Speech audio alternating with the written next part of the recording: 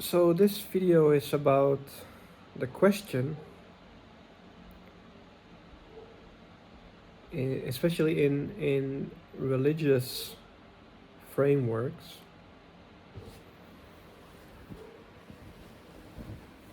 to worship or to question. And I am aware that you can see my messy room through the reflection of my sunglasses that I wear inside.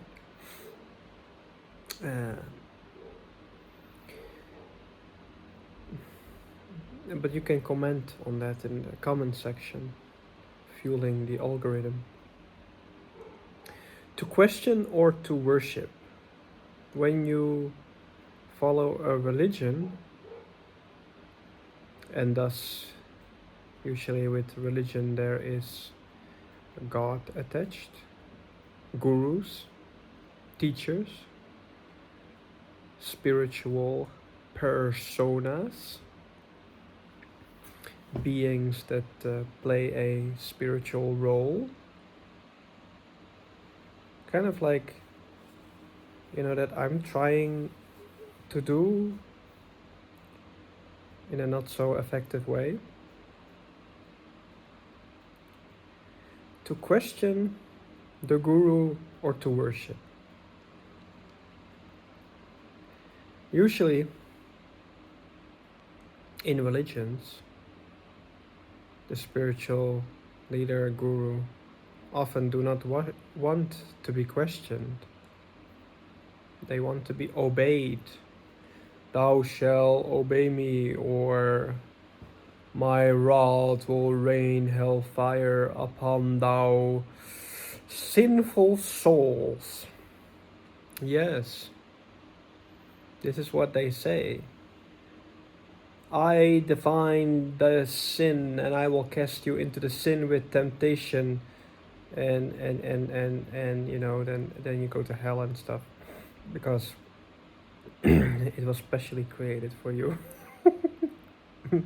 Anyway, why I say to question versus to worship. Worship often implies surrendering, following blindly. Well, maybe not necessarily blindly. Let's leave out the blindly, because you have your own subjective experience with spiritual people, incarnations. However, once a guru or a god tells you not to question him,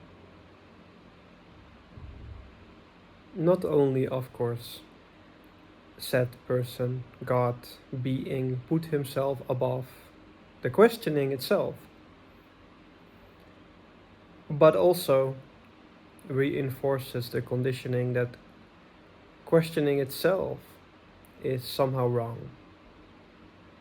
That to question the God is to sin against the God. It's to commit a sin, to commit a mistake in the eyes of the God, because the God wants to be obeyed fully without questioning. However, often this creates a kind of contradiction, an opposition, one might say. The opposition is that how can you know the God or the guru if you cannot question him, if you cannot doubt him, right? Because ultimately the aim is that you do not doubt the guru, the God. But why?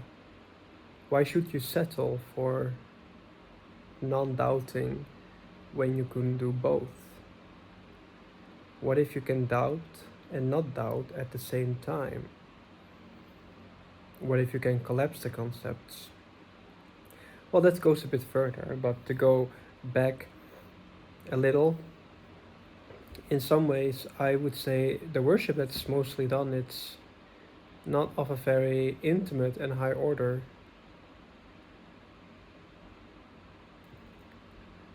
Of course, there's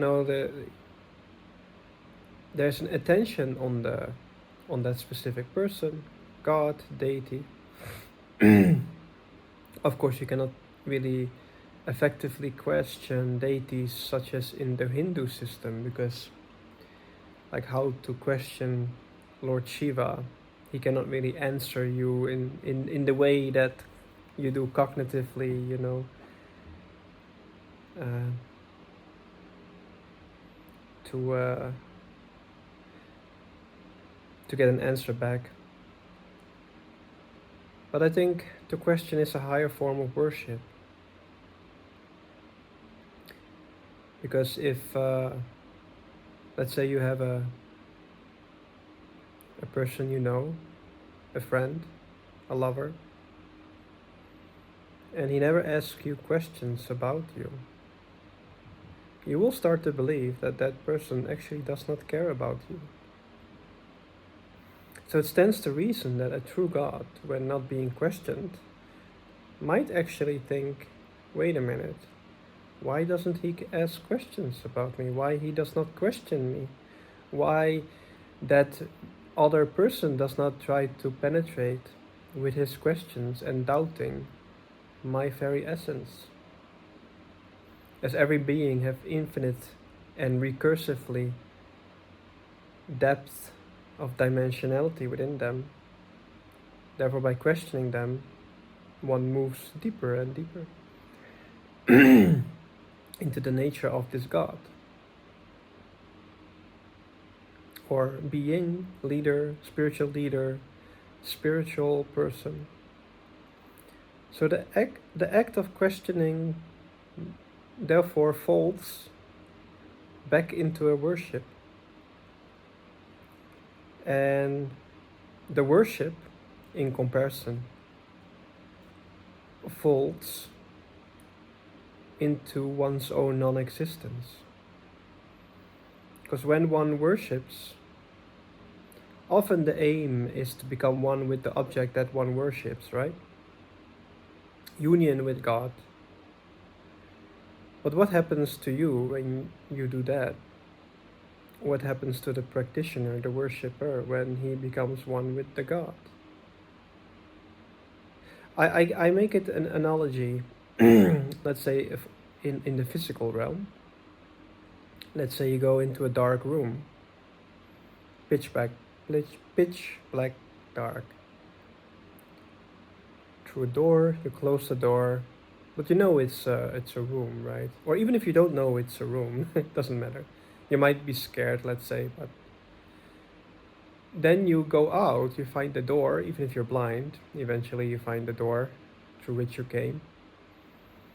And you're outside the dark room and you're still alive. Intact, one might say. You may have gotten a little fright, but you're still intact. And however, if you throw yourself into the sun, there you don't come back from that, right? Of course, if you want to throw yourself into the sun, this is also okay. Then you'll get perhaps recycled, not through reincarnation in incarnation, but recycled on a grander scale, on a bigger recycling loop, right? Then you might have to start over again from mosquito to small creatures. It's a long way. Or not, depends on the one you have merged with. So you grow God by merging with Him. Is there another way?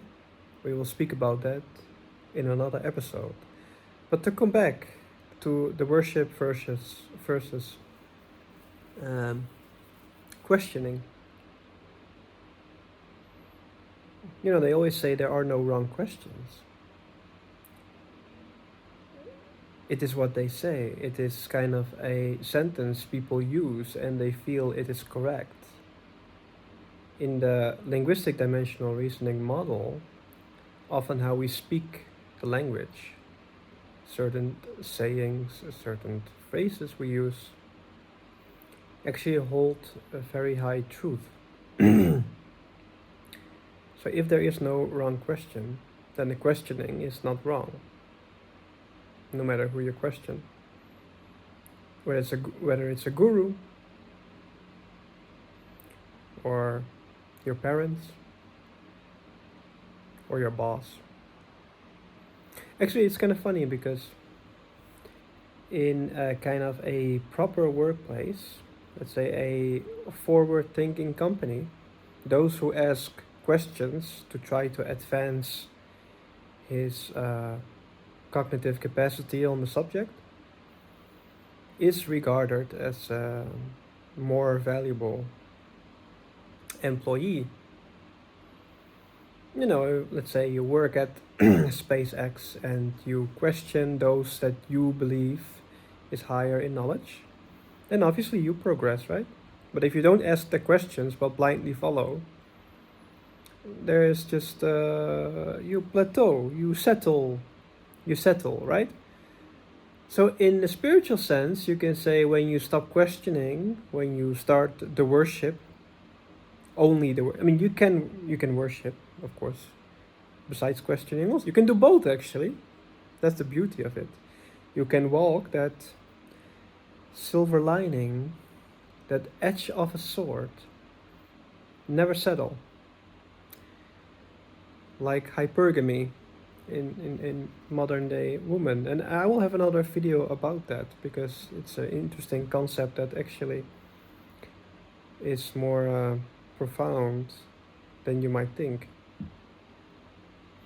But yes, also I started questioning the guru that I followed while one was not supposed to do this, explicitly not supposed to do that.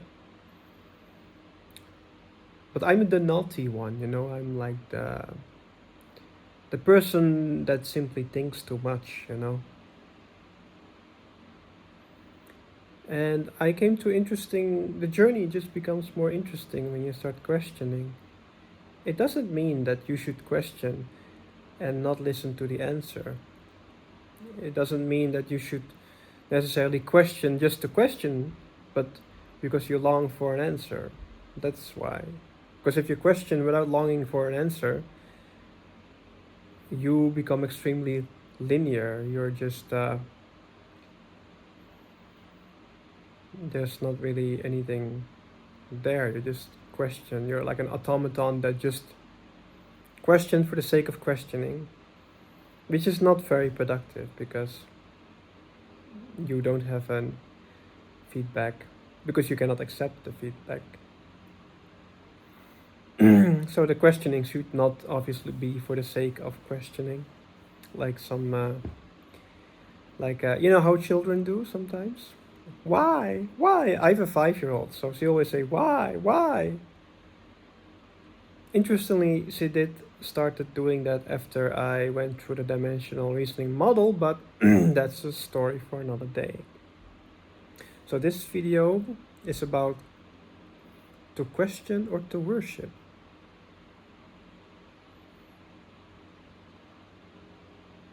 You can do both. But how does it work to love or to hate?